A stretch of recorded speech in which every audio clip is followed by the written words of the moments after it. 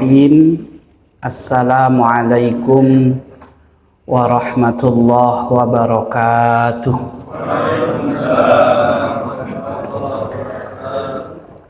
Alhamdulillah, wassalatu wassalamu ala rasulillah Muhammad ibn Abdillah wa ala alihi wa ashabihi wa manittaba'a hudahu wa walah.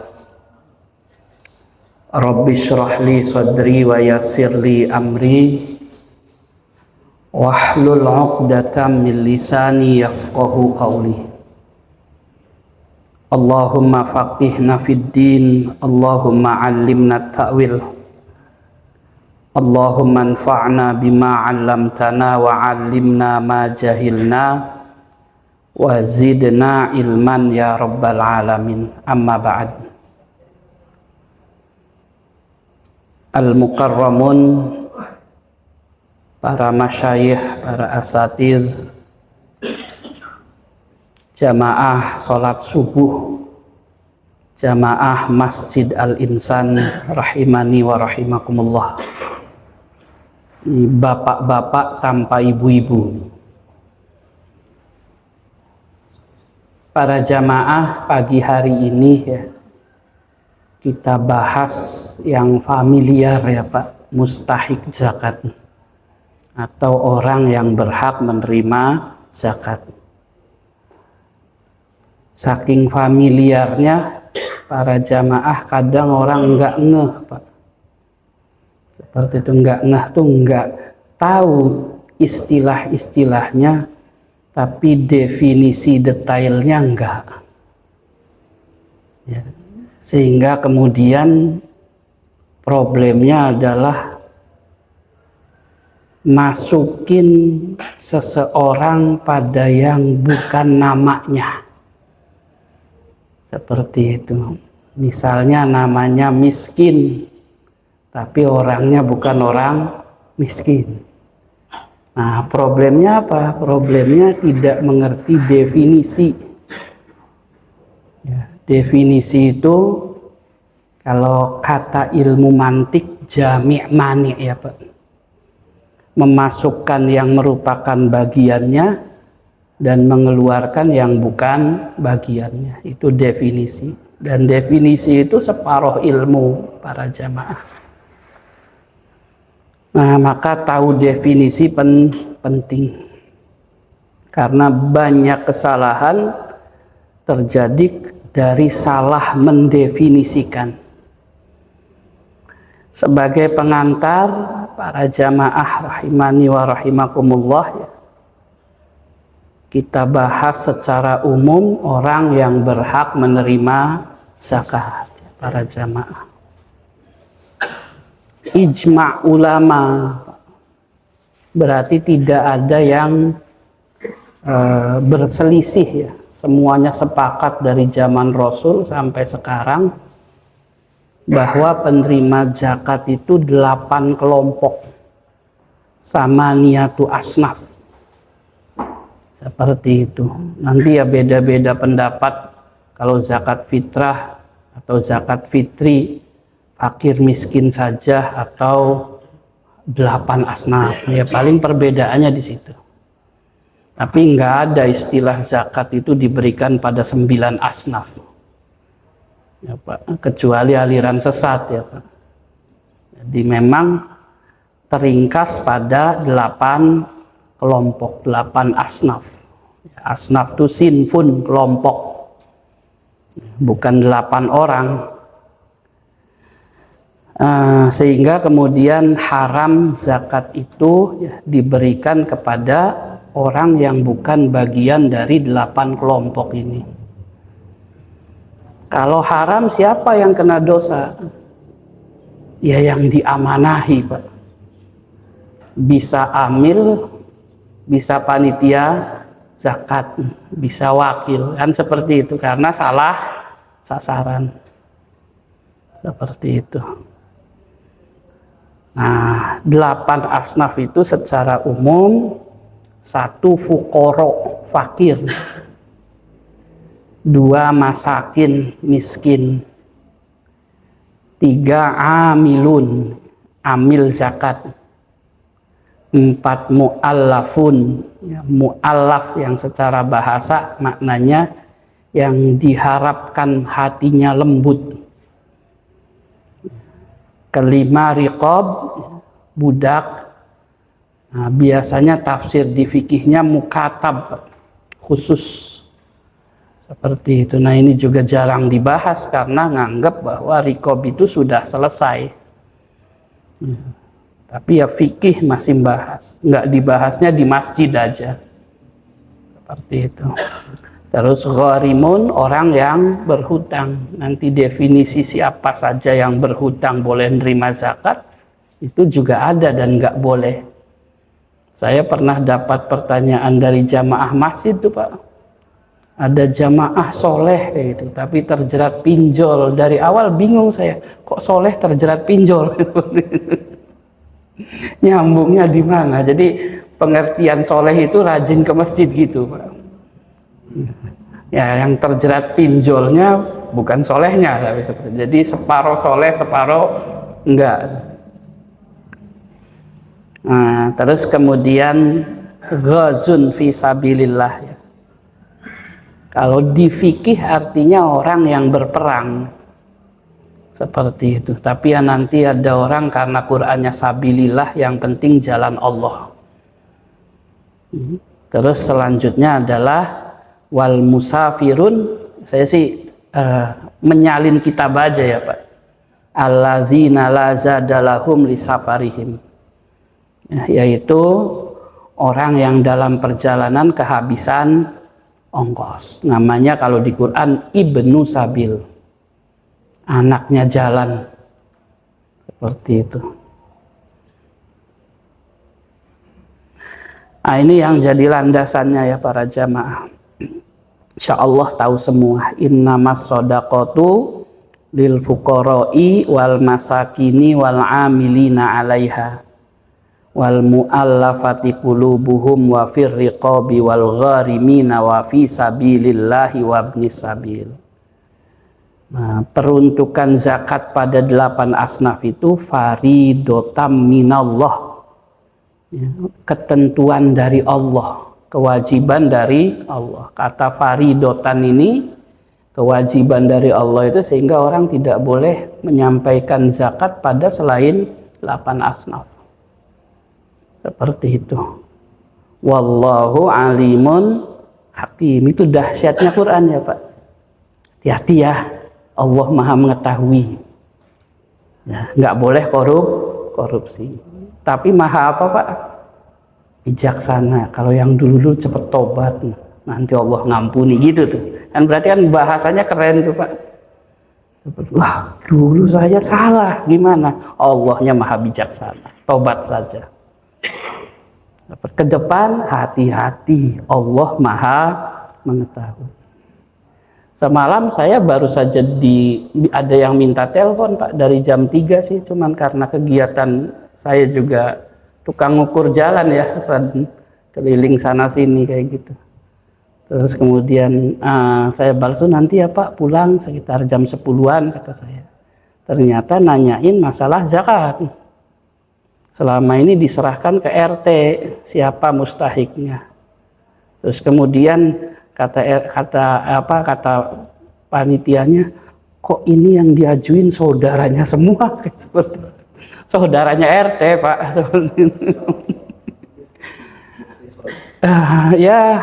Ya itulah manusia. Seperti itu, makanya ujung ayatnya apa? Alim, maha mengetahui, jangan dikorupsi. Ya nggak masuk KPK sih kayaknya Pak ya, kalau korupsi zakat. Ada nggak kasusnya? Gara-gara ngorupsi. Ada ya kayaknya ya. Dulu ada ribut-ribut Basnas itu ya kayaknya ya, betul nggak? Tapi nggak nyampe ya. Oh.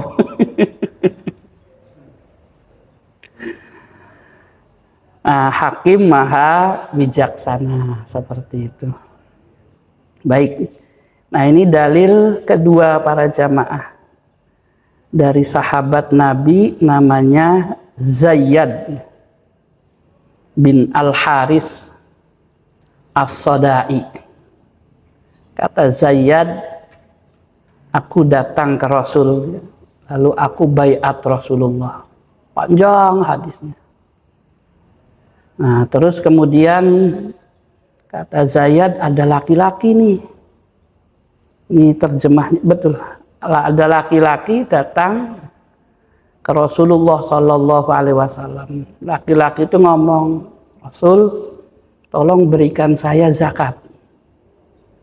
Seperti itu. Ini Rasulullah, Pak, ya. Yang ucapannya apa? Hadis. Dan wahyu Allah disampaikan lewat Rasul. Tapi apa jawaban Rasulullah? Allah nggak ridho dalam bab zakat ini kalau pakai hukum nabinya, apalagi yang lainnya. Seperti itu. Jadi Allah sudah tetapin sendiri berapa? 8 kelompok. Saya nggak punya hak nih, kata Rasulullah. Rasul itu, apalagi panitia zakat atau amil zakat kan. Kata Rasul, kalau kamu mustahik saya kasih. Tapi kalau kamu bukan mustahik, nggak saya kasih. Sudah ditentukan. Saking apa? Saking bahwa zakat itu, Pak. Saking bahasa Indonesia ya, Pak? Apa bahasa Indonesianya, Pak? Apa saking itu bahasa Indonesianya? Kecampur-campur. Garing. Tuh salah paham kan? Apa berarti itu? Ya intinya sih, karena zakat tuh yang nentuin Allah, Rasul sendiri nggak bisa mengintervensi. Seperti itu.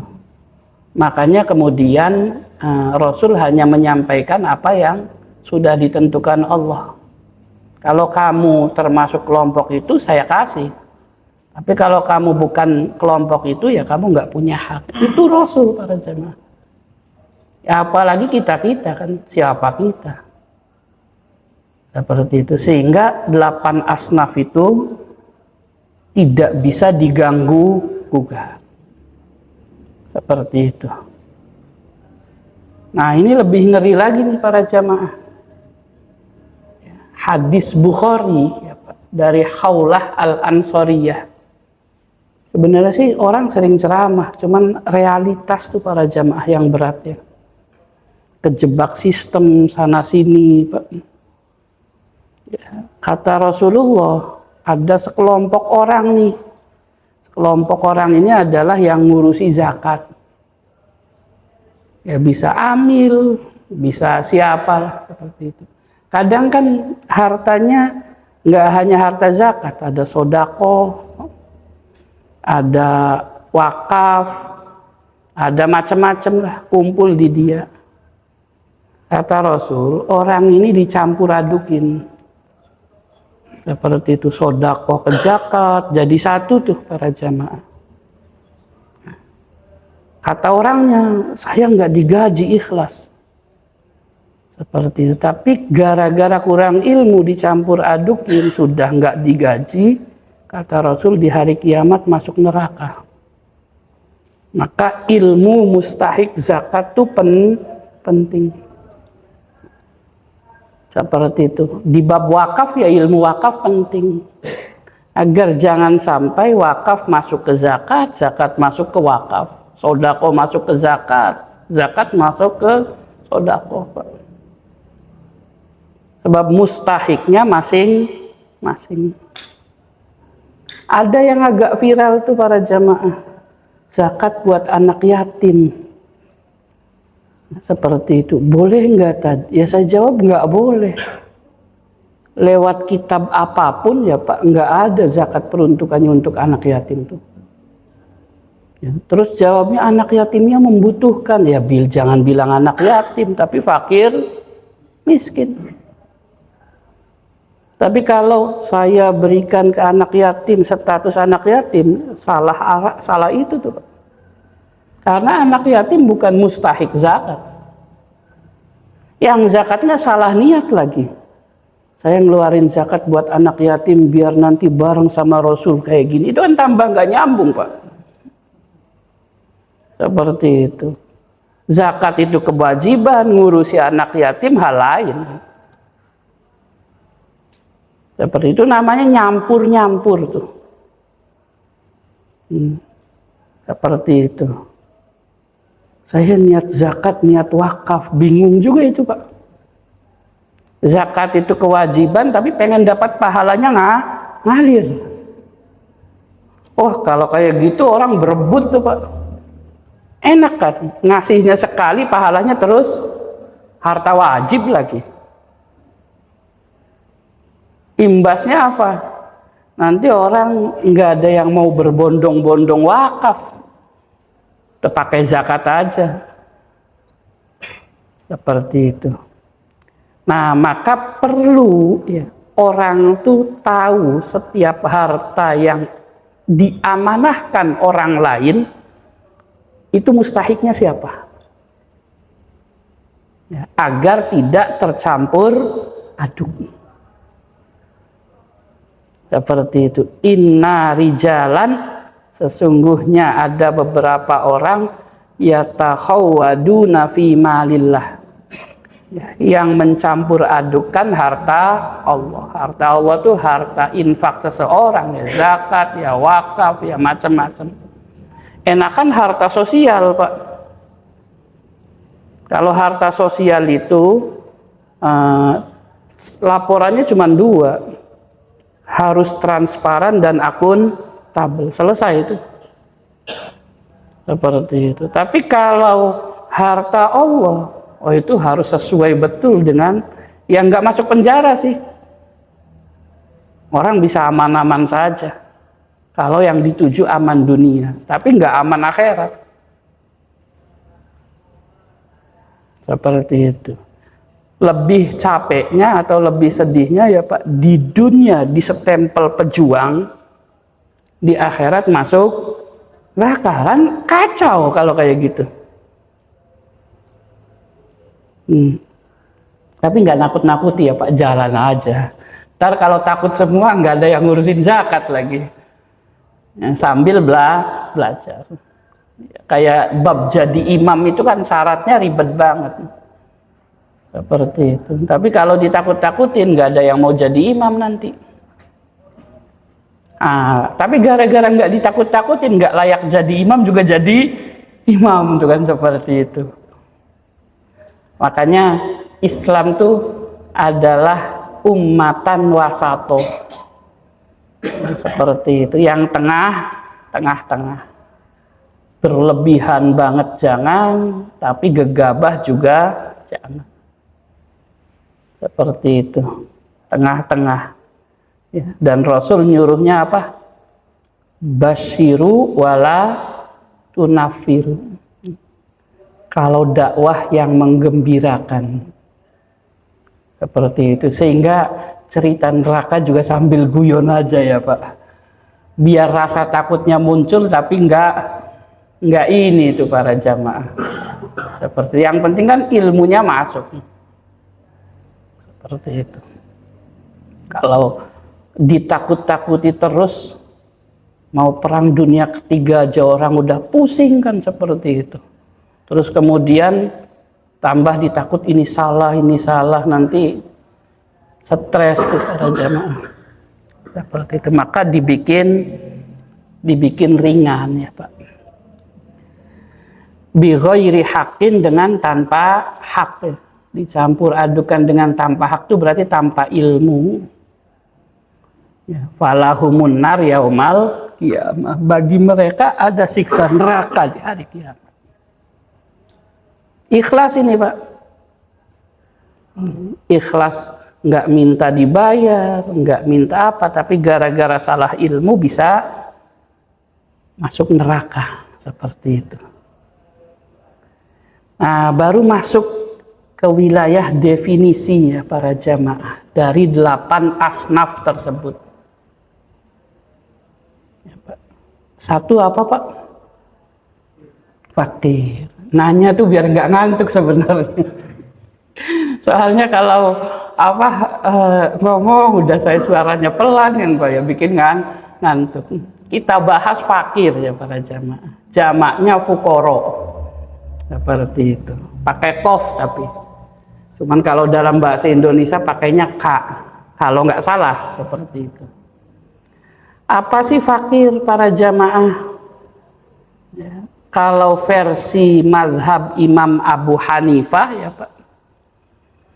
Fakir itu man yamlik dunan nisab. Ya, orang yang punya harta kurang dari 1 nisab. Seperti itu. Tapi minal mal annami, dari harta yang berkembang. Seperti itu. Harta berkembang tuh ya yang bisnis apa segala macam, atau minimal uang cash lah Pak, seperti itu. Yang kalau butuh itu adalah kapanpun bisa dipakai. Seperti itu. Nah, bisa beras, ya Pak, bisa nisabnya kan masing-masing. Sehingga ditanyain, Pak punya beras nggak? Punya berapa kintal? 2 kintal sih. Oh berarti nggak nyampe senisab. Seperti itu. Bapak versi mazhab Abu Hanifah disebut apa? Fakir. Punya uang nggak Pak? Punya. Berapa ratus juta? Seperti itu. 50 juta sih. Seperti itu. Oh, senisabnya berapa? Emas Pak, 85 gram.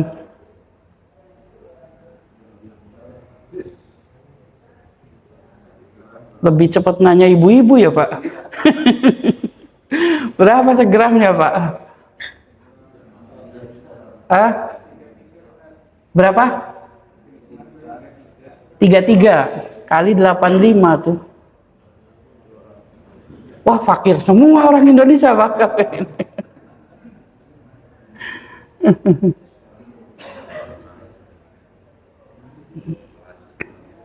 Nah, terus yang kedua au qadra nisab. Atau ada sih hartanya senisab. Ya, atau ini. Cuman dia nggak punya penghasilan lain, nggak berkembang tuh. Ya, sehingga sederhananya kalau versi mazhab Abu Hanifah itu tanyain punya pekerjaan nggak? Cukup nggak pekerjaannya? Seperti itu. Oh lagi nganggur, harta cashnya berapa? Oh harta cashnya ada sih masih 300 jutaan. Oh berarti masih kaya, bukan fakir. Sebab walaupun nganggur punya harta yang tidak berkembang, tapi punya harta mencapai nisab, cuman nggak berkembang. Nganggur posisinya. Dari sini cukup ya Pak dipahami. Jadi versi Abu Hanifah fakir itu mana? Yang punya harta 1 nisab atau kurang dari 1 nisab tapi posisi nganggur. Ya. Banyak di kita Pak lumayan agak pusing dan nggak mau zakat. Siapa Pak? Pensiunan.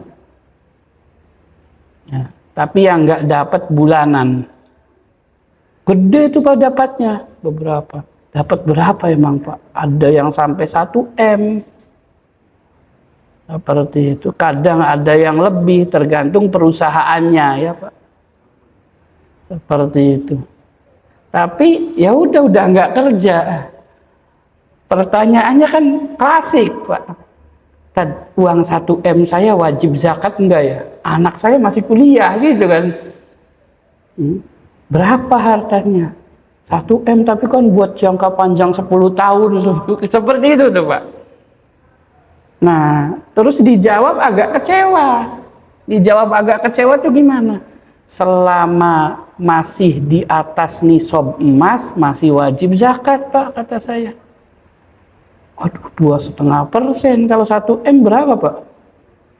25 juta. Pengangguran suruh zakat 25 juta. Seperti itu. Ditenang-tenang sama ustadznya, nggak mempan, Pak. Zakat itu secara bahasa artinya an-nama, berkembang. Nanti kalau Bapak berzakat, hartanya tambah banyak tuh. Allah yang ngasih. Itu nggak nyambung di otaknya. Karena mikirnya berkembangnya dari mana? Saya udah pensiun kan, Pak. Seperti itu.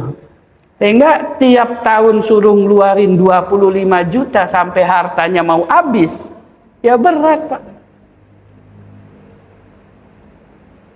Seperti itu. Nah, terus gimana tadi kayak gitu? Ya saya bilang, kalau Bapak berat di zakat, pindahin ke aset. Karena zakat itu harta khusus, Pak. Emas, perak, uang, makanan pokok, buah-buahan, perdagangan, macam itu. Bapak pegang uangnya yang dikit aja, 10 juta, 20 juta. Seperti itu. Sisanya jangan harta-harta seperti itu. Tapi digantikan aset. Sama juga tambah hilang tadi. Dibeliin mobil, mobilnya tambah murah. Dibeliin rumah buat kontrakan nggak cukup. Seperti itu. Ya, dijual lagi, jualnya lama. Enaknya gimana nih tadi solusinya? Ya jawaban saya terakhir gampang, Pak. Tanya ustadz lain. Yang kayak gitu. Udah nyerah sih. Kenapa? Ya sama aja, mau tabungan, mau deposito. Seperti itu, mau dibeliin emas. Wajib zakat, dan tiap tahun lagi. Seperti itu. Nah, ada yang saya khawatirin, Pak.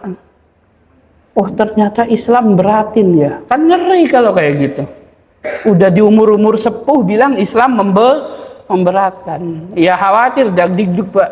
Takut su'ul khotimah kan. Seperti itu. Bab zakat, bab wajib. Nah itu ini tuh para jamaah, ulama-ulama kontemporer harus mikirin tuh, Pak, solusinya gimana. Karena aslinya Islam tuh agama solusi. Seperti itu. Nah, orang klasik, ulama dulu, ya definisinya seperti itu. Lebih senisob ya wajib zakat. Seperti itu. Tapi orang dulu nyantai itu kan, Pak. Kenapa? Tingkat tawakalnya tinggi. Oh, masih setahun ke depan nganggur juga masih cukup, seperti itu. Ya udah, dinikmati aja nganggurnya sampai ketemu kerjaan. Zaman sekarang kan kadang tingkat tawakalnya kurang, Pak. Kalau sudah pensiun ya mikirnya, oh udah susah nih kerjanya. Usahanya susah, seperti itu. Mentok, sudah suudzon dulu tuh sama Allah. Dan itu realitas loh para jamaah. Walaupun nggak semua orang ya, Pak. Seperti itu. Baik. Ini yang jadi dalil ya para jamaah. Rahimani wa rahimakumullah. Hadis riwayat Abu Dawud dari Abdullah bin Amr bin Al-As radhiyallahu anhu. Rasulullah bersabda, la tahillus shadaqatu li ghaniyin. Tidak halal sodakoh bagi orang kaya. Lawannya kaya apa, Pak? Kan. Kaya itu artinya tidak butuh. Berarti lawannya apa? Butuh. Butuh itu bahasa Arabnya fakir. Nah, sehingga yang tidak kaya itu adalah orang yang tidak wajib zakat. Kan hadisnya mengatakan tidak halal zakat diberikan pada orang kaya. Lawannya kaya, fakir. Kalau kaya wajib zakat. Apa definisi wajib zakat? Man yamlik nisob. Yang punya harta 1 nisob. Walaupun nganggur. Seperti itu. Makanya kalimat berikutnya wala lidzi mirratin sawiyin. Itu. Nggak kaya sih, nggak memiliki senisob sih, tapi punya pekerjaan yang cukup. Seperti itu. Berarti kan definisinya punya pekerjaan walaupun hartanya nggak senisob, tapi lebih dari cukup. Itu bukan fakir. Atau tidak punya pekerjaan tapi hartanya senisob, seperti itu kaya namanya. Tapi kalau sudah nggak kerja, hartanya kurang dari senisob, itu baru namanya fakir, di zakat itu. Seperti itu. Saya sebenarnya mau ngomong Pak, tapi takut tersinggung kan ya. Ke yang ini tuh Pak, yang uang pensiunnya banyak tuh, Pak zakatin saja. Nanti kalau suatu saat ternyata nggak dapat pekerjaan miskin, Bapak kan dapat zakat. Seperti itu Pak. Tapi kan kalau ngomong kayak gitu tersinggung Pak. Beda status kan, dari muzaki menjadi mustahik. Apalagi di zaman sekarang ribet tuh Pak. Ribetnya tuh gini, kayak gitu. Zakat tuh lihat fisik Pak. Maaf, bukan lihat fisik, lihat umur. Seperti itu. Nganggur tapi masih muda, oh masih muda nggak dapat zakat gitu. Dia bilang ayat mana kalau masih muda nggak dapat zakat tuh? Itu janda tua dapat zakat. Janda tua anaknya direktur Pak. Seperti itu. Janda tua sih udah pakai kursi roda tapi anaknya jadi direktur. Seperti itu, sehingga yang dapat zakat tuh ibu hajah. Ya Allah. Itu kan namanya lihat umur. Kalau itu masih muda, padahal dia buat besok aja bingung, tapi rumahnya bagus loh kayak gitu. Ada tulisannya dijual kan gitu. Lagi pusing-pusing nah sama panitia dihalangi dapat zakat tuh para jamaah. Sehingga tapi gara-gara semalam saya juga bingung juga. Dulu saya kekeh Pak. Yang berhak nentuin siapa mustahik tuh Pak RT. Mungkin saya juga pernah cerita di sini. Kenapa? Karena dia yang paling tahu siapa yang di PHK, siapa yang ini. Pemimpin terdekat tuh Pak. Tapi semalam di telepon tuh yang dimasukin nama-nama saudaranya doang kayak gitu loh. Kok ini yang bukan saudaranya Pak RT nggak dapet ya, seperti itu. Wah, kalau kayak gini siapa lagi kan seperti itu. Kan kalau di kita ini Pak ada kematian ya lapornya Pak RT gitu kan para jamaah, seperti itu. Ada ribut-ribut ya lapornya Pak RT. Jadi RT itu banyak tahu kondisi warganya. Seperti itu. Pemimpin terkecil lah Pak. Namanya juga rukun tetangga. Karena pemimpin kecil gajinya juga paling kecil ya Pak. Tapi kerjaannya banyak tuh Pak. Ini kayaknya nggak selesai nih, baru satu mazhab aja. Nah, terus yang kedua ini penguat saja ya. Namanya dalil itu kan disambung-sambung. Di hadis riwayat Ibnu Majah dari Abdullah bin Amr, Rasul bersabda, la zakata fi malin hatta yahula alaihil haulu. Tidak sah zakat bagi harta yang enggak mencapai haul genap 1 tahun. Sehingga kalau orang punya senisob dan sampai tahun berikutnya masih utuh berkewajiban zakat, status dia apa? Kaya. Seperti itu. Tapi kalau habis, kurang, berarti status dia fakir. Seperti itu. Maka definisi fakir adalah orang yang punya harta senisab wajib zakat walaupun nganggur, atau nggak wajib zakat sih tapi punya pekerjaan yang mencukupi, itu fakir. Fakir kaya ya, seperti itu. Lawannya fakir ya berarti hartanya kurang senisab sehingga nggak wajib zakat para jamaah, atau kemudian hartanya sih nggak senisab tapi punya pekerjaan yang mencukupi, maka dia bukan fakir, nggak berhak menerima zakat. Pertanyaannya mencukupi itu seberapa, Pak? Seperti itu. Mencukupi itu kalau di fikih dijelaskannya ya Pak, yaitu ala qadril adah, keumumannya saja. Sehingga saya tuh sering cerita kalau ala qadril adah berarti UMR dong. Ya, UMR tuh cukup nggak untuk ngidupin sekeluarga Pak, hidup sederhana?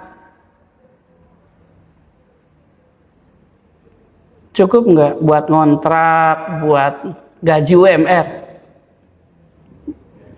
Ya jangan mikirin kredit mobil Pak, nggak bakalan cukup kalau kayak gitu. Untuk hidup sederhana. Berarti kalau orang yang gajinya UMR nggak berhak menerima zakat.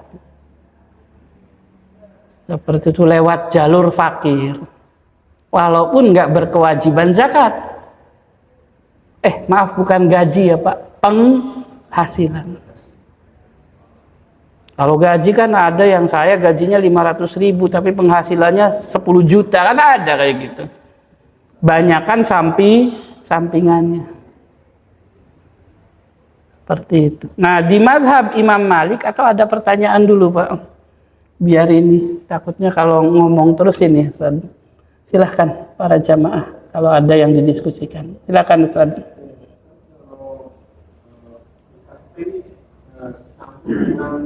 Ada korupsi gitu ya, jadi banyak nih ya. Itu tetap harus zakat. Uang haram maksudnya. Baik.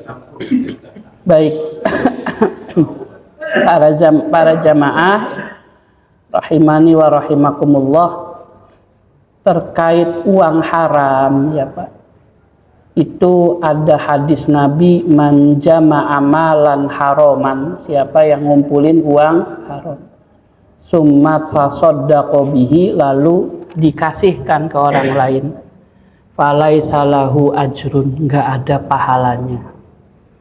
Seperti itu. Sehingga kalau ada orang uang haramnya dikasihkan semuanya, itu buang sial aja Pak, nggak ada pahalanya. Buang sial itu bentuk pertaubatan.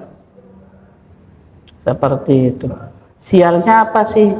Ya setiap daging atau darah atau fasilitas dari uang haram tuh, maka memastikan pelakunya masuk neraka kecuali taubat. Seperti itu. Hadisnya kullu lahmin nabata min haram fannaru aula bihi. Seperti itu. Karenanya kemudian uang haram itu tidak wajib dizakati, karena bukan uangnya. Seperti itu. Cuman kan kadang ya Pak, saya juga agak bingung ini. Ada spanduk tuh Pak, tulisannya sucikan harta Anda dengan zakat. Wah, ini pembohongan ini Pak. Seperti, kenapa pembohongan para jamaah? Karena harta itu haram-haram, halal-halal Pak. Paling ada di tengah-tengahnya, namanya syubhat. Seperti itu. Harta haram bisa suci nggak dengan dizakati? Enggak, haram-haram. Harta halal ya udah suci.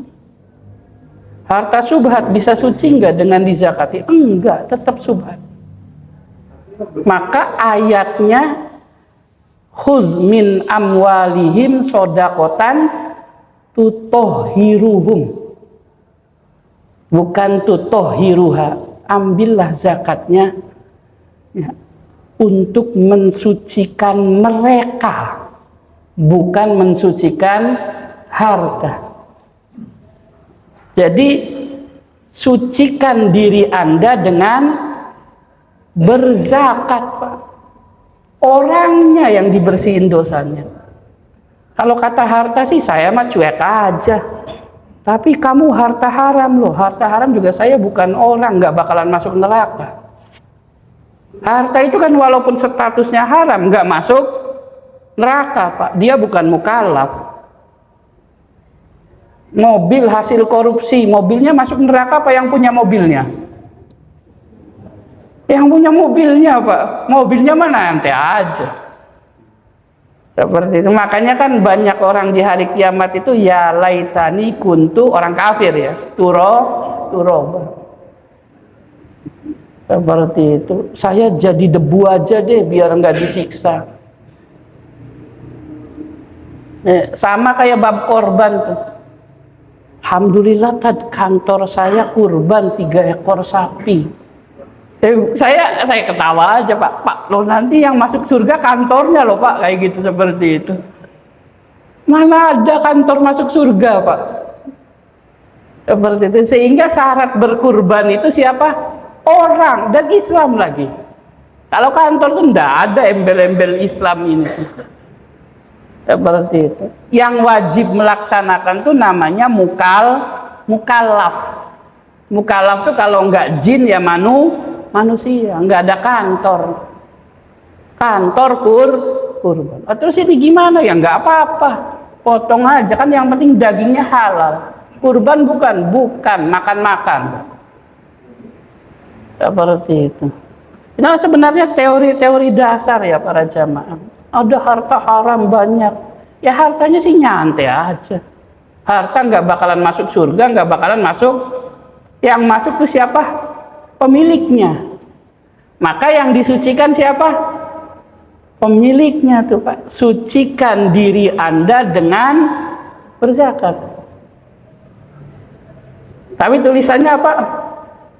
Sucikan harta Anda dengan berzakat. Sehingga enak tuh para koruptor. Udah saya korupsi aja lah, nanti saya zakati 2,5% jadi halal gitu. Seperti itu kan merusak ya, Pak. Seperti itu, gara-gara kata-kata apa? Sucikan harta Anda. Dan itu dipraktekin, Pak. Saya kayaknya ada subhat-subhatnya, tad uangnya kayak gitu. Soalnya kadang kerja begini, mau saya zakatin deh biar bersih semua harta saya, kayak gitu, Pak. Enak banget dari subhat jadi halal gara-gara dizakati.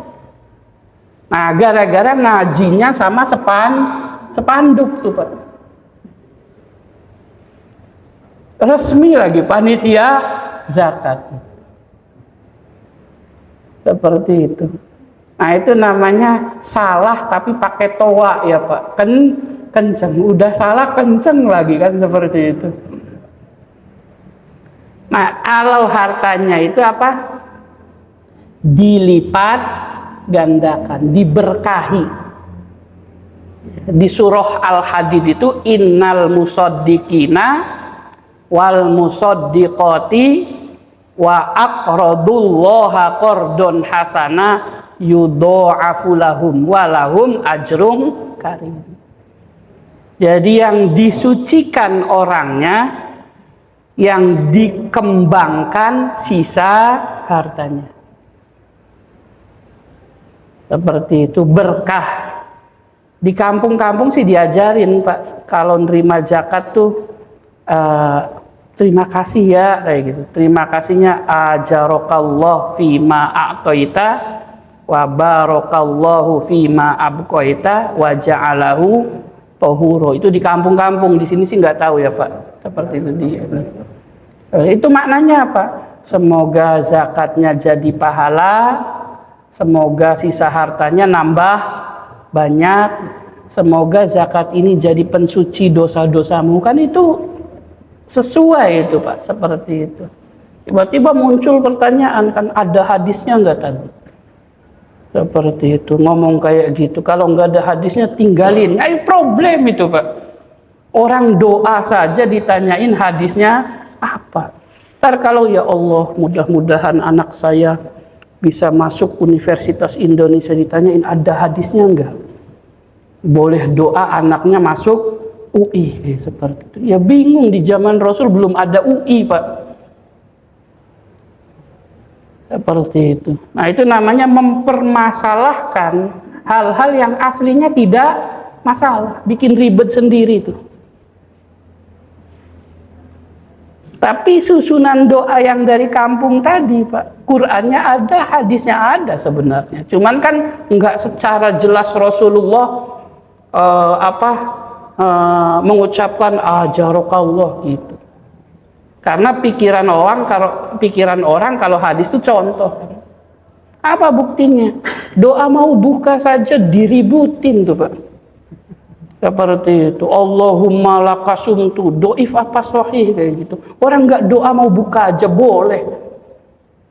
Makan bismillahirrahmanirrahim, jangan pakai ar-rahmanirrahim. Ditambahin al-fatihah juga boleh Pak. Seperti itu. Karena itu bagian daripada adab.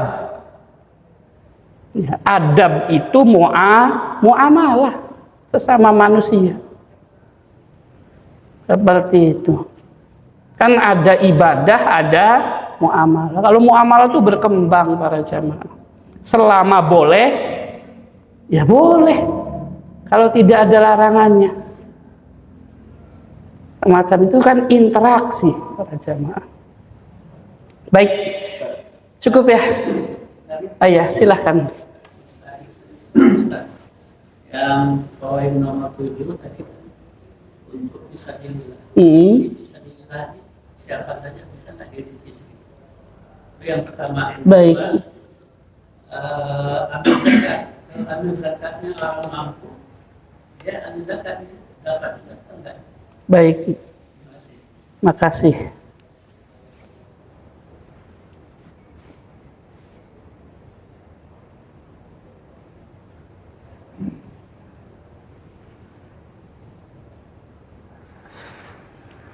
Pertama sabilillah ya para jamaah. Ini cerita klasik aja ya Pak dulu. Sabilillah itu kalau versi zaman dulu ulama-ulama klasik, satu, orang yang berperang di jalan Allah ya, yang tidak dibayar oleh negara. Namanya relawan, bukan tentara. Kalau yang dibayar oleh negara itu bukan sabilillah. Itu satu. Ya. Hadisnya saya coba nyari ya Pak.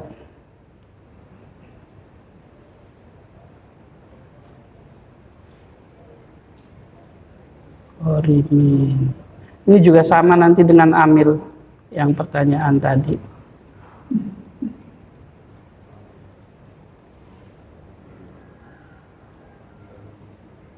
Nah ini nih hadisnya para jamaah. Jadi zakat itu nggak halal bagi orang kaya, kecuali lewat 5 jalur. Satu, ghazin fi sabilillah.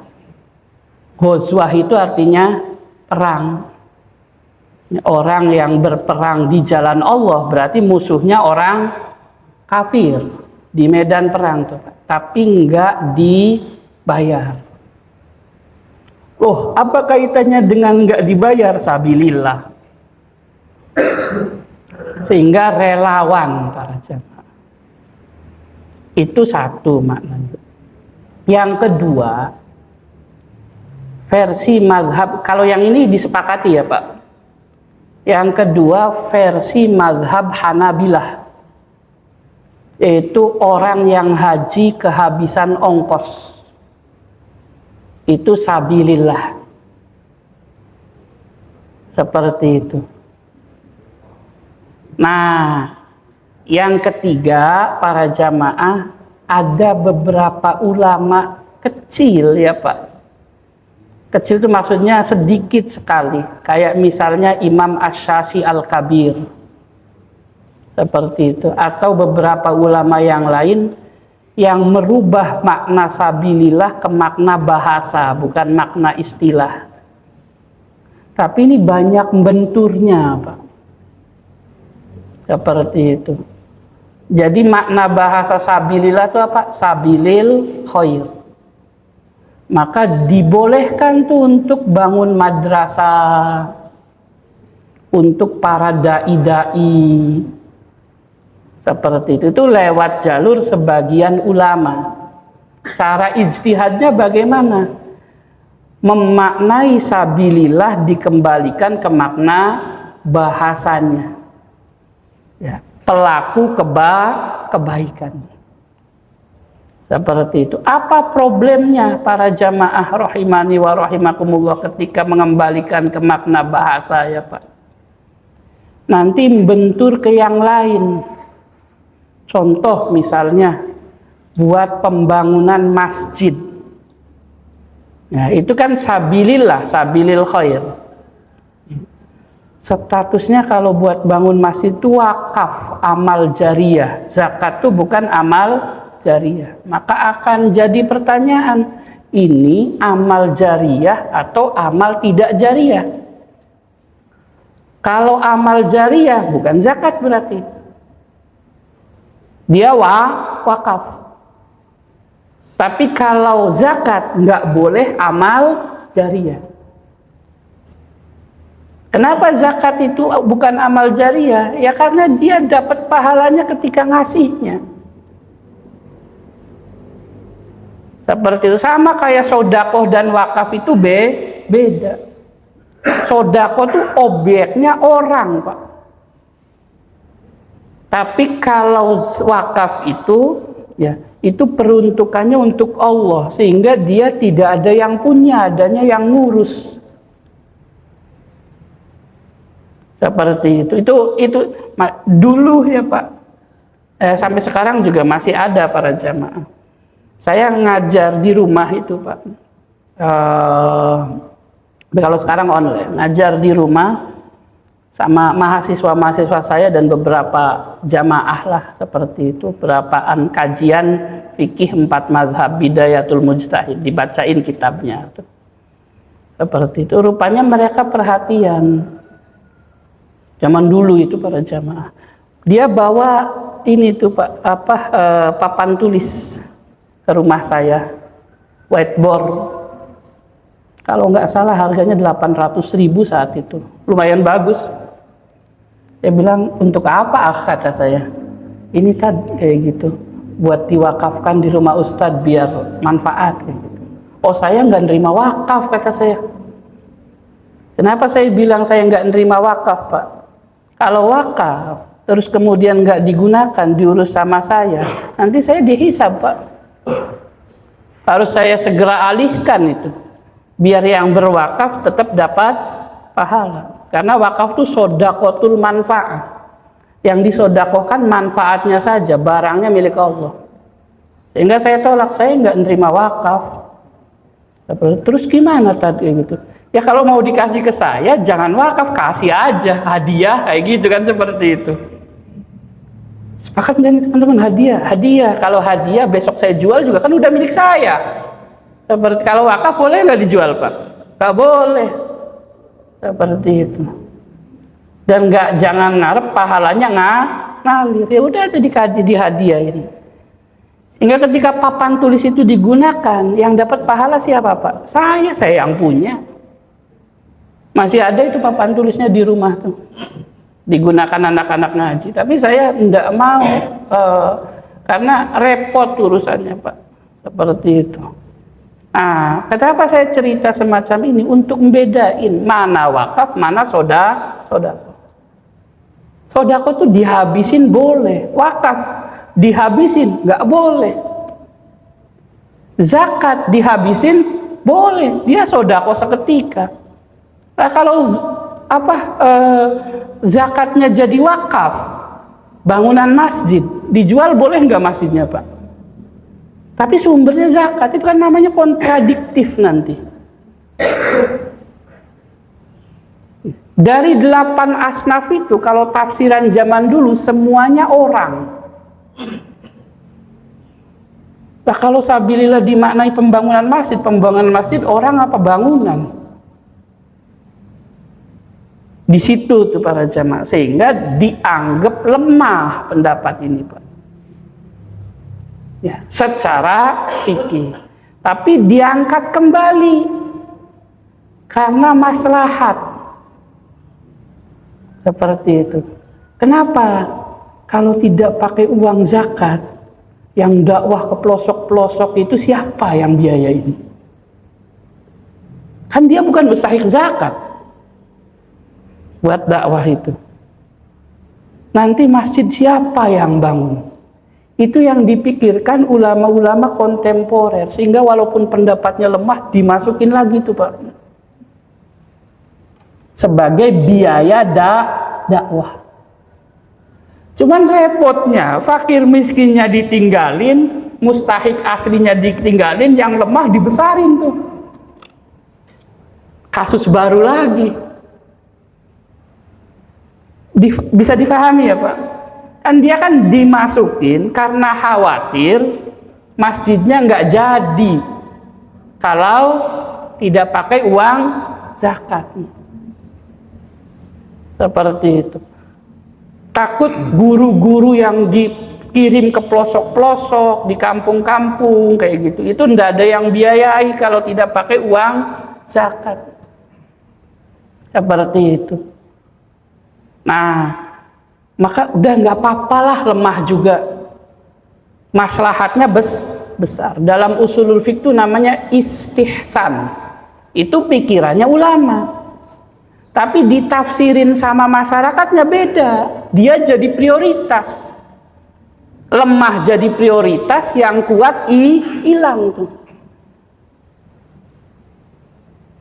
Itu kan namanya nyalip, Pak. Seperti mustahik aslinya nggak dapet. Seperti itu. Yang dipaksa-paksain mustahik dapatnya gede. Nah, itu terkait sabilillah. Nah, amil boleh dapat enggak walaupun kaya? Boleh para jamaah. Karena 5 hal ini ya, yang boleh walaupun dia orang kaya. Salah satunya orang yang menjadi amil zakatnya. Auli amilin alaiha. Tapi amil juga pembahasannya panjang itu, Pak, karena rubah-rubah tuh para jamaah. Seperti itu. Zaman dulu amil tuh pekerja. Pekerja tuh sama Rasul disuruh, sama misalnya Mu'adz bin Jabal disuruh, pemimpin-pemimpin daerah, kamu cariin zakat ke sana kayak gitu. Nanti sehari berapa? Digaji itu, Pak, seperti itu. Nah, terus kemudian setelah ini nanti kamu bagi-bagiin ya kayak gitu. Nah, yang nyuruh tuh nggak dapat zakat. Yang nyuruh seperti itu. Jadi yang dapat zakat sama siapa? Yang kelilingnya saja nih, seperti itu. Nah, sudah. Terus kemudian tidak boleh diambil lebih dari 1/3. Kalau ternyata gajinya per hari itu si amil dibayar 200.000 ya, Pak. Ternyata dia ngumpulin zakat cuman dapat 500.000. Berarti kan kalau diambil 200 lebih dari 1/3 tuh, Pak, dalam hari itu. Maka tidak boleh diambil 200-200-nya. Diambillah 150 dari uang zakat tersebut, 50-nya dari Baitul Mal. Itu zaman dulu. Seperti itu. Zaman sekarang ambil itu apa? Satu, nggak hanya yang keliling, yang duduk manis itu juga dapat, Pak. Direktur amil zakat, seperti itu kan yang cuma duduk manis, tanda tangan. kadang lebih gede. Seperti itu. Alasannya tanggung jawabnya lebih gede. Seperti itu. Terus yang kedua pakainya persentase. Ya kalau dapatnya zakatnya 1 juta ya Pak keliling masih normal. Zakatnya dapatnya 1 triliun. Masuk ke satu lembaga. Penyalurannya wallahu a'lam bishawab. Maksudnya wallahu a'lam bishawab itu kan segede itu suruh nyalurin selebar itu. Apakah nyampe ke sekeliling muzakinnya, Pak? Misalnya Al-Insan kirim zakat ke lembaga besar, tetangganya yang miskin itu dapat nggak, Pak, dari lembaga itu? Enggak. Terlalu banyak prosesnya tuh. Naik. Nanti turunnya habis duluan buat operasional. Seperti itu. Kenapa? Penggemukan para jamaah. Seperti itu. Makanya secara pribadi, yang nggak tahu ya Pak, kalau secara undang-undang atau apa kayak itu, saya tuh lebih setuju zakat tuh per RT atau per RW Pak. Ya kalau boleh berpendapat. Kenapa? Dia lebih tahu tuh mana mustahiknya di RT itu. Kalau kaya semua yang lebar kan berarti sudah tidak ada mustahik di situ. Melebar lagi. Kalau kaya baru dilempar ke jauh. Tapi kalau dari awal langsung naik ke atas, nanti tetangganya nggak dapet itu.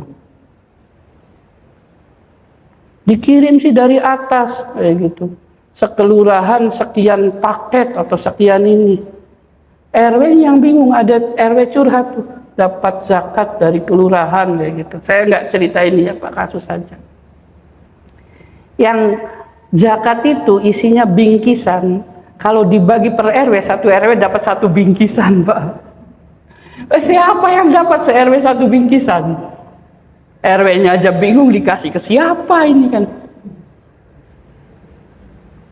Seperti itu. Makanya ya Allahu a'lam lah seperti itu. Ada usaha bikin UPZ per daerah, itu ya bagus lah. Seperti itu per RT, setiap RT ada UPZ. Kalau perlu sih ya kayak otonomi atau apa namanya tuh ya, putus saja tuh Pak. Kamu sudah sah jadi UPZ ya, nggak usah setor ke atas kayak gitu. Tapi kalau naik ke atas pertanggungjawabannya yang masalah Pak. Kalau mau setor ke atas pastikan dulu di daerahnya sudah tidak ada mustahik. Kan kalau kebingungan nyari mustahik boleh keluar kan Pak, namanya nakluz zakah, mindahin zakat. Jadi secara fikih itu haram memindahkan zakat dari satu daerah ke daerah yang lain kecuali memang sudah tidak ada mustahiknya. Cuman kan repot Pak, wah enak kirim aja ke satu lembaga biar dia yang ngurusin. Lembaganya jauh. Pertanyaannya dipindahin ke lembaga itu halal enggak? Padahal sekitarnya masih ada. Ya sih kalau lebaran banyak orang minta-minta, orang mana itu? Ya Pak, kalau di kampung misalnya dari suruh pulang ke kampung, minta lah di kampungnya sendiri. Di kampungnya enggak ada, nah baru itu tugasnya yang besar ke pusat. Seperti itu, ngambil dari daerah-daerah yang di daerahnya tidak ada mustahik. Tapi kalau daerahnya masih banyak mustahik, pindah-pindah. Seperti itu. Sebagian ulama mengatakan haram, Pak. Namanya bab nakluz zakah. Mindah zakat. Nah, saya cerita kayak gini, ada orang yang kaget para jamaah. Aduh, tadi kayak gitu. Selama ini saya ya karena lebih enak ya, zakat SMS saja kayak gitu. Nah, terus zakat Bapak kemana? Yang nggak tahu sudah saya kasihkan pakai SMS kayak gitu seperti itu. Itu kan ringan Pak, seperti itu. Tapi pertanggungjawabannya yang penting lembaganya terpercaya gitu. Ya tapi kemana selama ini buktinya?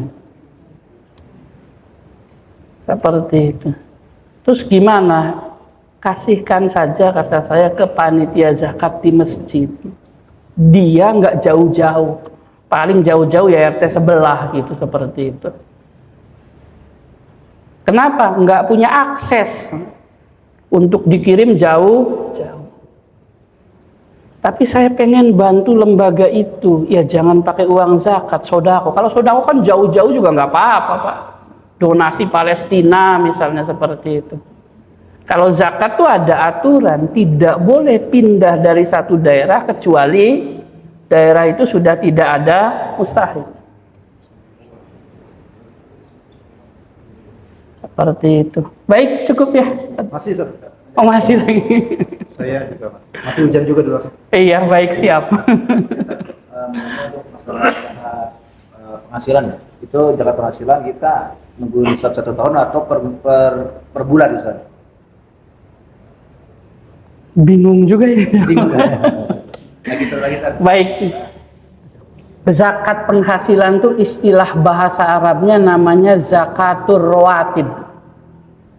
Nah, itu istilah kontemporer ya, Pak. Zaman dulu nggak ada. Makanya ada orang kenceng, nggak ada itu zakat penghasilan. Ya karena melihatnya kitab masa lalu. Jadi itu dimunculkan seperti itu belakangan, zakat profesi itu. Apa yang menjadi landasan zakat profesi? Awalnya sih kegelisahan kayak ada yang tidak adil tuh, Pak. Petani, ini awalnya, petani punya 8 kintal, padahal pupuknya belum dibayar utangnya, tapi sudah wajib zakat. Seperti itu. 5 wasak kalau dalam hadis atau dalam fikih itu kisaran 8 kintal. Pekerja di Bekasi UMR berapa? 5, berapa, Pak? 5,4. Itu kalau dibeliin padi dapat berapa kintal tuh, Pak? Zaman dulu sih saya ingat padi itu sekitar 500.000 per kintal. Mahal-mahalnya 600, kalau panen tuh turun 400. Ya nggak dulu-dulu banget, Pak. Seperti itu.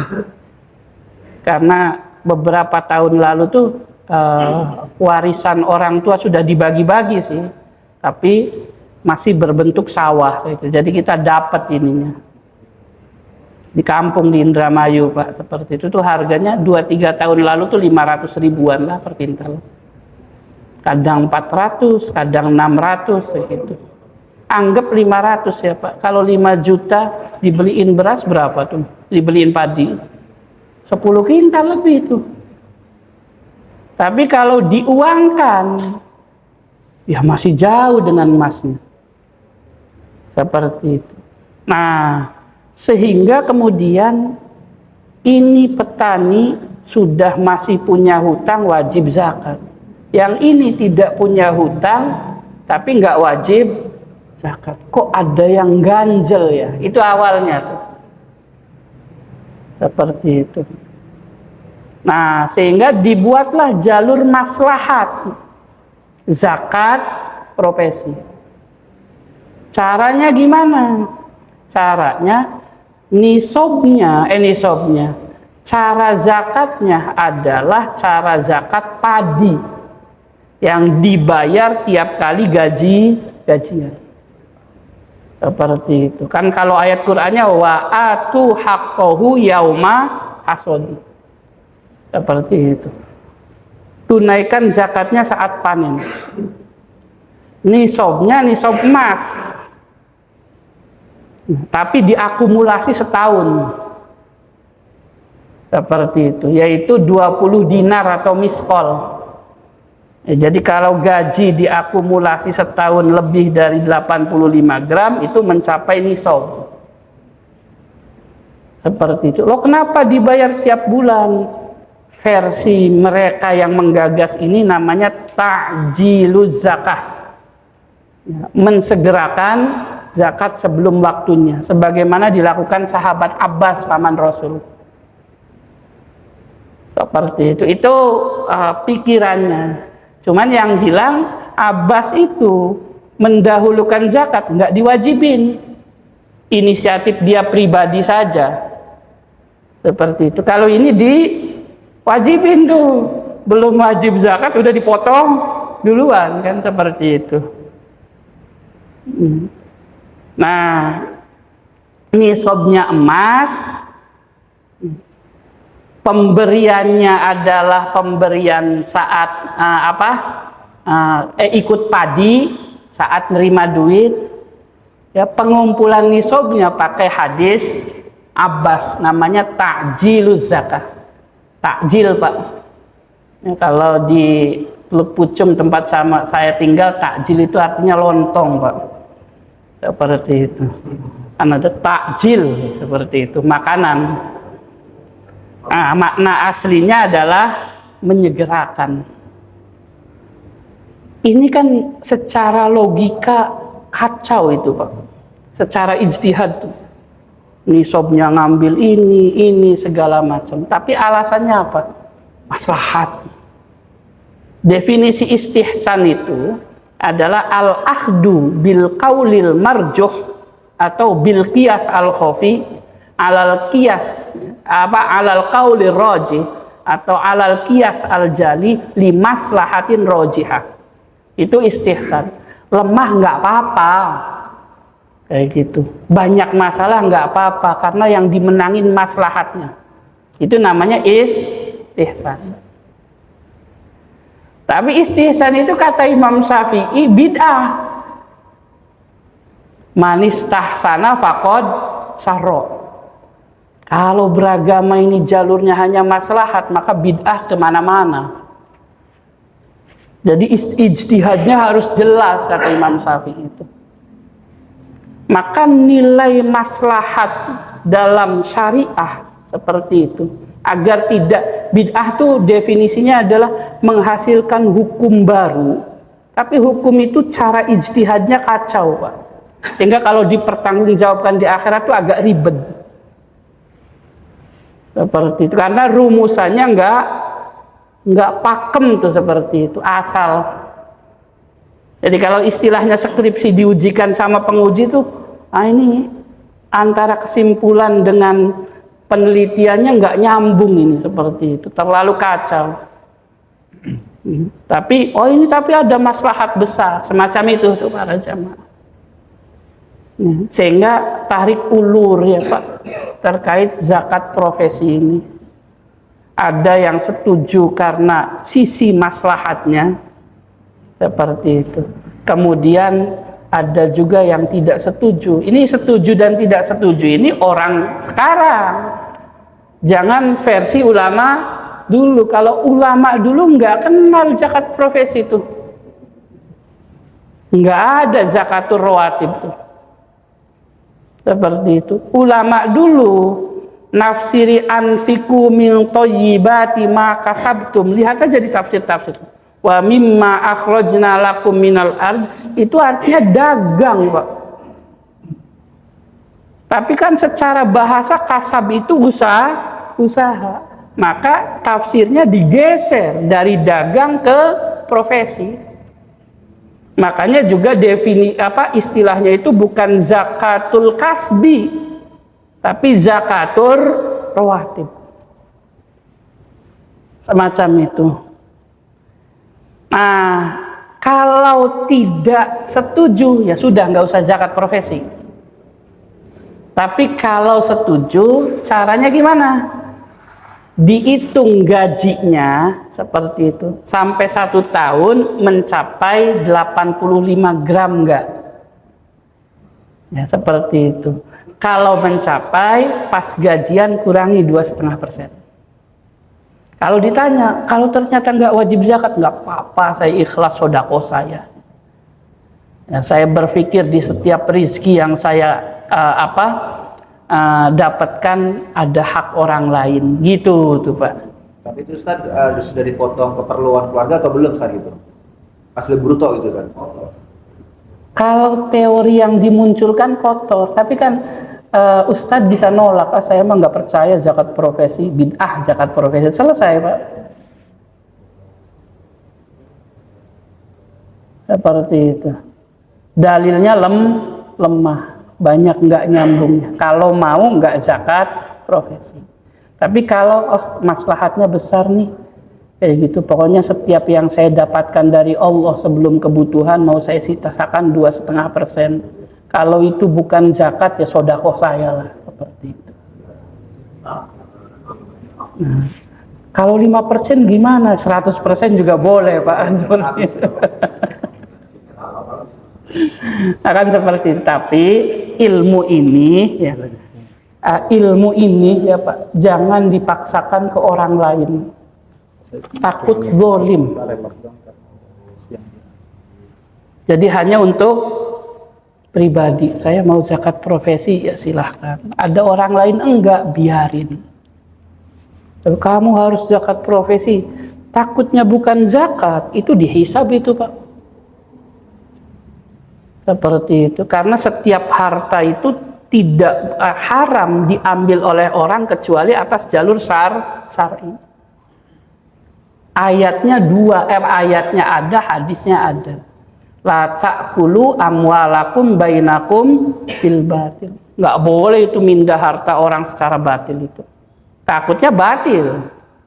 Yang kedua, bahwa muslim itu haruma alaihim damuhum wa irduhum wa maluhum. Orang kalau sudah syahadat itu hartanya haram diambil. Jalur maksa. Seperti itu. Sehingga kalau misalnya Bapak zakat profesi enggak saya enggak mau, enggak percaya, ya udah biarin. Seperti itu. Tidak berhak ya Pak siapapun untuk memaksakan zakat profesi, termasuk negara. Kecuali jalur zalim. Tapi kalau inisiatif siapa yang mau zakat profesi, nah itu boleh. Seperti namanya jalur istihsan.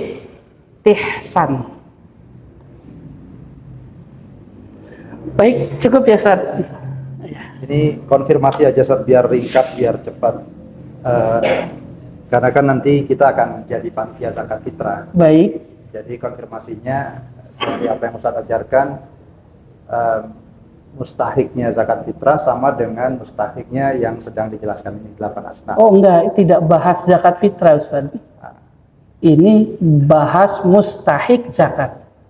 Kalau spesifik zakat fitrah itu beda lagi.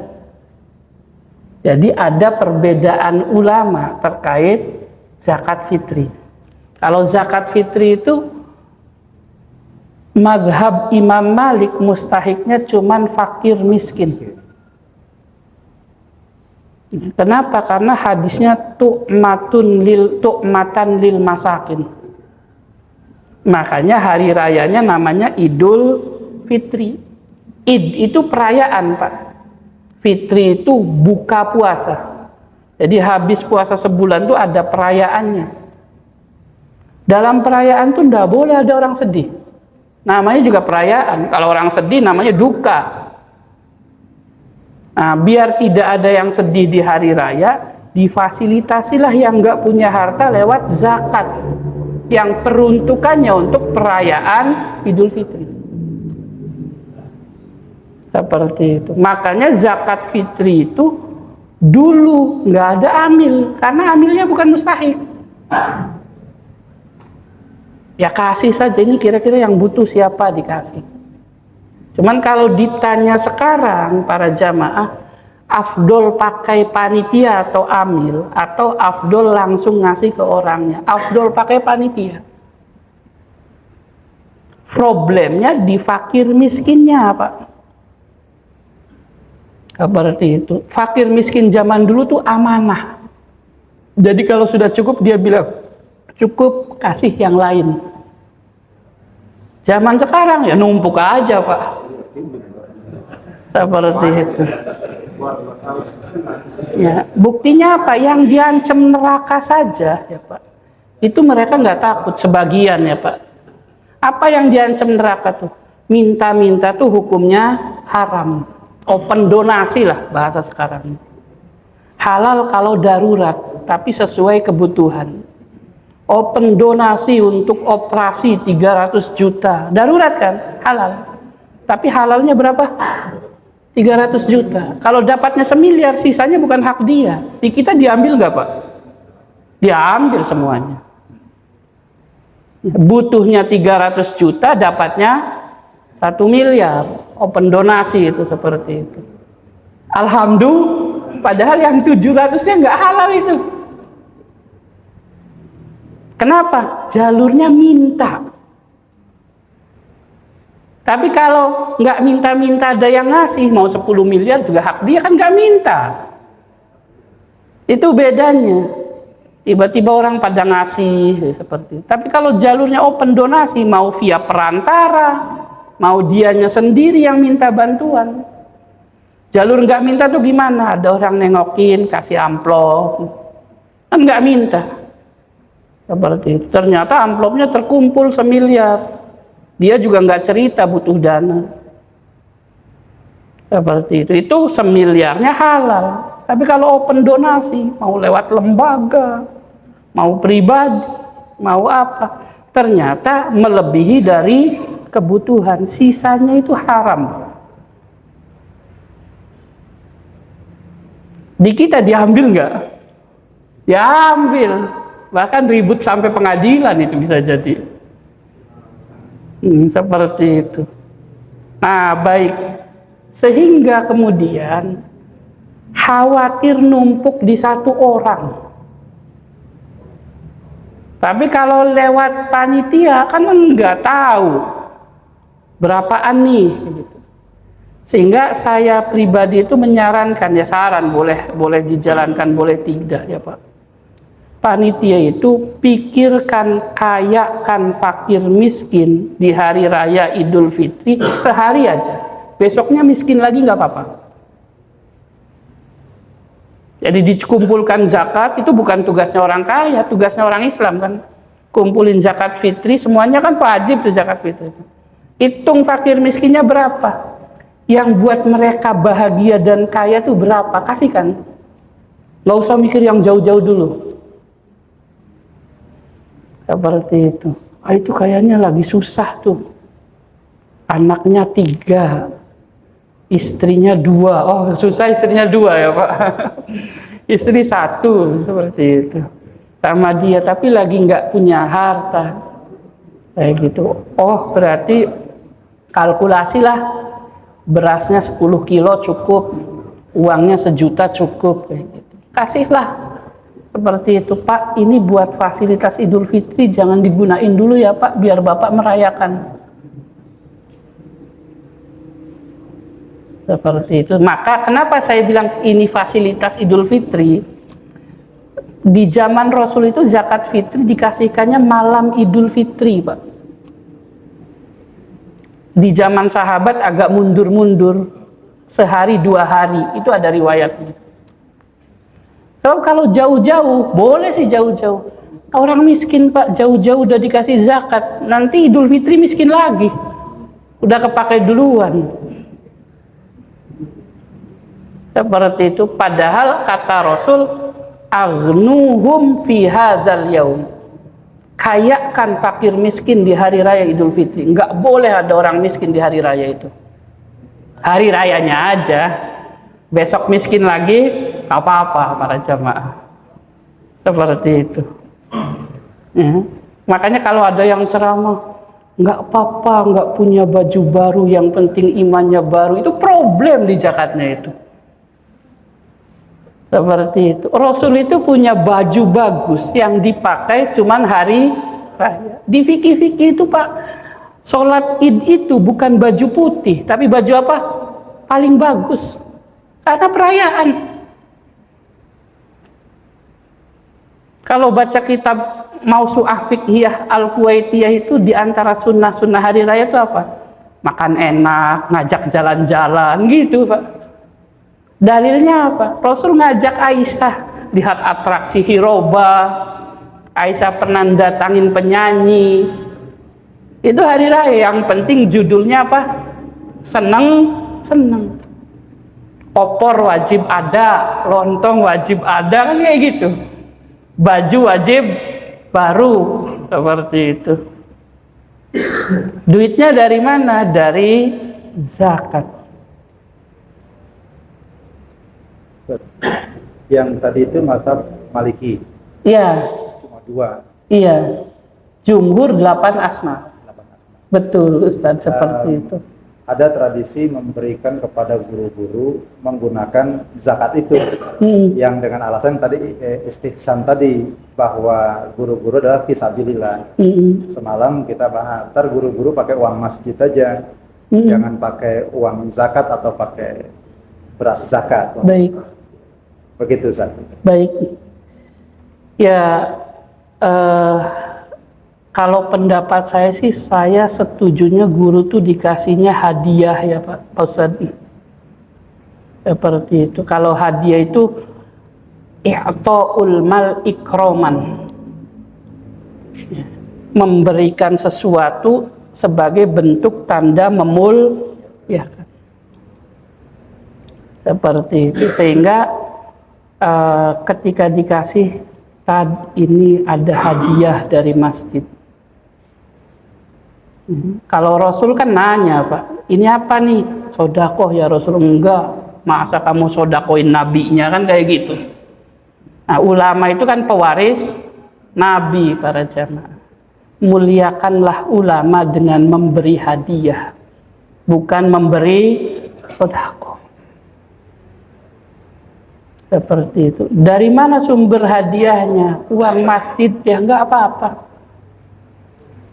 Itu kan bagian operasional infak. Seperti itu.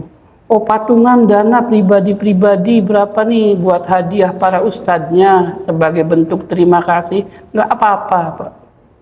Nanti suap bukan kayak gitu. Enggak ada ininya para jamaah. Makanya di fikih itu yang masuk suap tuh gini, Pak. Para ulama ya, kalau mau ngasih hadiah ke ulama itu setelah nanya, jangan sebelum nanya. Jadi minta fatwa nih sama ulama, tapi dikasih hadiah dulu. Pak Ustadz, ini ada sedikit rizki kayak gitu, seperti itu. 30 juta.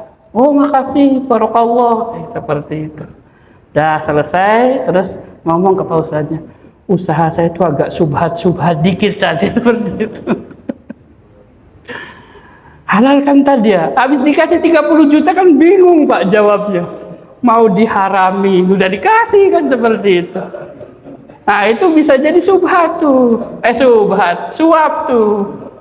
Jadi ngerubah fatwa gara-gara dikasih duluan. Seperti itu. Kalau di sekolah tuh belum bagi rapot udah dikasih duluan. Besok sidang skripsi datang ke sidang penguji, ke dosen pengujinya. Pak dosen mau silaturahim kayak gitu. Barangkali ada kisi-kisi. Ini ada sedikit rezeki. Mudah-mudahan diterima hadiah ini Pak dosen kayak gitu, seperti itu. Ya, mobil baru. Ya, kata dosennya minta nilai A apa C. Itu kan Pak. Nah itu. Nah, sehingga hadiah yang merubah fatwa itu adalah riswah. Seperti itu. Tapi kalau hadiah murni saja, nggak merubah fatwa, bentuk terima kasih, itu penghormatan umat Rasul ke Rasul. Penghormatan jamaah ke para ulama. Bahkan yang dikhawatirkan oleh para ulama itu adalah ketika para ulama ada Imam Malik itu kan, kenapa engkau harus kaya kayak gitu? Karena takut ulama direndahkan gara-gara duit, Pak. Seperti itu. Di kita juga ya kadang ada ya Pak, karena ngerasa sudah ngejadwalin, terus uang transportnya besar kayak gitu. Terus kemudian yang diundang para ulamanya tuh ya tidak dimuliakan sama sekali secara fisik tuh. Dianggapnya dia butuh seperti itu. Ya memang butuh sih kan ustadznya, karena pekerjaannya seperti itu. Akhirnya yang dikhawatirkan Imam Malik kayak gitu, ulama direndahkan gara-gara urusan harta. Di bawah ketiak orang kaya tuh Pak. Diatur-atur. Ajar privat anak saya ya kayak gitu. Suruh nunggu, suruh ya seperti itu. Gede sih tapi tidak dimul ya. Karena nganggep ulamanya karyawan. Seperti itu. Maka kemudian jalur yang tadi ya wallahu a'lam Ustaz. Bukan syar'i ya, saran.